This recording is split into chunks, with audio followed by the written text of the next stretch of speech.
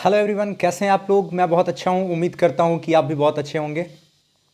चलिए, आज की क्लास स्पेशली मेरे स्टूडेंट्स के लिए है, मतलब जिन्होंने रेगुलर मेरे से पढ़ा है, स्पेशली उनके लिए आज की क्लास है। बट आप जितने भी स्टूडेंट्स क्लास ट्वेल्थ के हैं, बिहार बोर्ड के, जो अभी एस्पिरेंट हैं, मतलब अपियरिंग है, इस बार ट्वेल्थ का एग्ज़ाम देंगे, उनके लिए बेनिफिशियल वीडियो है। क्योंकि आज के इस लेक्चर में मैं चैप्टर फर्स्ट से, मतलब Indian civilisation and culture, Mahatma Gandhi के द्वारा जो लिखा गया है, उस चैप्टर का ऑब्जेक्टिव मैं आपको बताऊंगा। और इस तरह करके एक एक करके सारे चैप्टर्स का ऑब्जेक्टिव मैं डील करूंगा आप लोगों के साथ।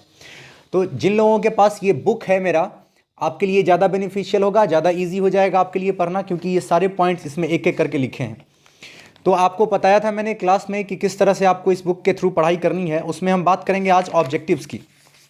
तो ऑब्जेक्टिव क्वेश्चंस की बात करेंगे हम, ऑब्जेक्टिव्स की नहीं। ऑब्जेक्टिव्स का मतलब कुछ और हो जाएगा। ऑब्जेक्टिव क्वेश्चंस की बात करेंगे हम।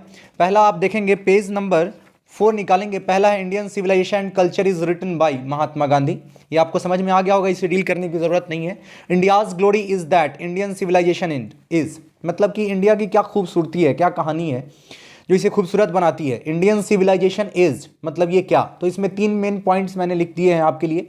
तीनों में से कोई भी अगर आपको ऑप्शन में मिलता है, तीनों ही आंसर सही है। मतलब इंडियन सिविलाइजेशन कैसा है, तो बेस्ड ऑन मोरल इथिक्स, मतलब कि अच्छे और बुरे के ज्ञान पर ये कंप्लीटली डिपेंड करता है। इमूवेबल मतलब ये चेंज नहीं होगा, मूवेबल नहीं है। हमारा सिविलाइजेशन मूवेबल नहीं है। हमें कोई कितना भी समझाएगा, कितना भी हमें कन्विंस करने की कोशिश करेगा, still we know that our civilisation is the best civilisation in the world, hence we will not be convinced to change this civilisation.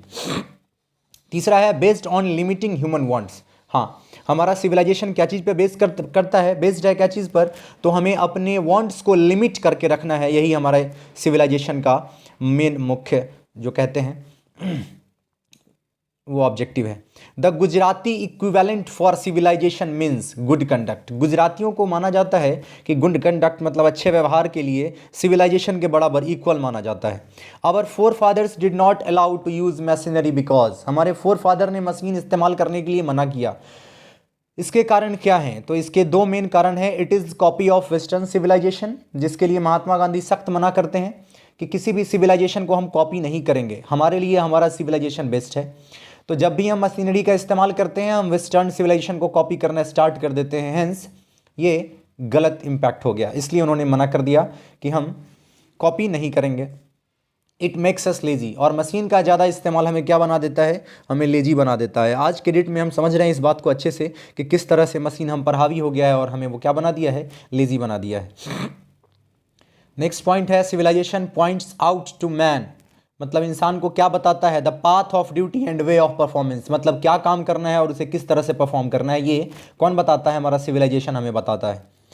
Simple living and high thinking is base of, simple living और high thinking क्या चीज़ का base है, तो Indian civilisation का भी base है, हमारी सिविलाइजेशन का। और दूसरे अगर शब्द में कहें तो महात्मा गांधी का भी ये लाइफ का बेस रहा है। एक पॉइंट छूट गया, Indian civilisation and culture is, ये चैप्टर क्या है, तो ये एक एस्से है। बताया था मैंने आपको जब आप चैप्टर पढ़े होंगे तब। Civilisation is the state of living of the, किसके लिविंग स्टैंडर्ड को बताता है कि आप किस स्टैंडर्ड में हैं, तो इंसान के, people. Who is known as father of nation, बताने की ज़रूरत नहीं है कि फादर ऑफ नेशन किसको कहते हैं। उनका जन्म कब हुआ, 1869 2 अक्टूबर, बताने की ज़रूरत नहीं है। उनकी मृत्यु कब हुई, तो 30 जनवरी 1948, मतलब 30 जनवरी 1948 को उनकी मृत्यु हो गई। The value of that dash is glittering, क्या चीज़ की वैल्यू जो है वो ग्लिटरिंग, चमक रही है अभी भी, तो वैल्यू ऑफ इंडियन सिविलाइजेशन। हाँ, इंडियन सिविलाइजेशन की जो वैल्यू है वो अभी भी चमक रही है। The invention of dash proved a milestone in our development, क्या चीज़ का खोज जो था वो सबसे ज़्यादा एक माइलस्टोन की तरह काम किया था, क्या चीज़ का इन्वेंशन, तो फायर का इन्वेंशन। महात्मा गांधी महात्मा गांधी क्या चीज़ को प्रीफर करते थे, तो महात्मा गांधी स्पिरिचुअलिज्म, मतलब स्पिरिचुअलिज्म को प्रीफर करते थे या मटेरियलिज्म को। तो मैंने आपको बताया था कि वस्तुवाद में विश्वास नहीं करते थे, वो भगवान में विश्वास करते थे, और हमारा सिविलाइजेशन भी भगवान में विश्वास करता है। तो आंसर क्या हो गया, spiritualism. Gandhi went to Champaran in, Champaran कब गए वो, तो 1917 में गए। मैंने आपको तो नहीं बताया है डेट वगैरह, लेकिन वो 15 अप्रैल को रात में पहुंचे थे, 12 बजे रात में, 15 अप्रैल को 1917 में। The world famous Attic civilisation is in, world famous Attic civilisation मतलब वो सिविलाइजेशन जो सबसे इंपॉर्टेंट और सबसे ऊपर का माना जाता है, मतलब सबसे बढ़िया सबसे उम्दा क्वालिटी का माना जाता है, उस कहाँ का है, ग्रीस का है। एटिक का मतलब होता है, लिटरल मीनिंग तो होता है इसका अटरिया। अटरिया मतलब कहा जाता था पहले राजा महाराजा अपने अय्याशी करने के लिए, अपने क्या कहें रोमांस करने के लिए अपनी रानियों के साथ महल के सबसे ऊपर में एक कमरा बनवाते थे, उसको अटरिया कहा जाता है। आप लोग गाना भी सुने होइएगा, हमरी अटरिया पे आ जा रे सवरिया, ऐसे करके गाना है। खैर जाने दीजिए, गाना कम सुनिए आप लोग, 12th का एग्ज़ाम आ रहा है, उस पर फोकस कीजिए, ज़्यादा ज़रूरी होगा आपके लिए। चलिए, इस तरह से हम लोग इस चैप्टर का ऑब्जेक्टिव क्वेश्चन जो था वो देख लिए।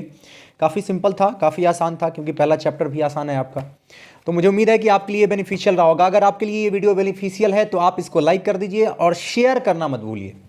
चैनल को अगर आप अभी तक सब्सक्राइब नहीं किए हैं तो सब्सक्राइब कर दीजिए, और चैनल को भी शेयर कीजिए, वीडियो को भी शेयर कीजिए और चैनल को भी शेयर कीजिए अगर आपको लगता है कि ये वीडियो आपके लिए बेनिफिशियल है तो।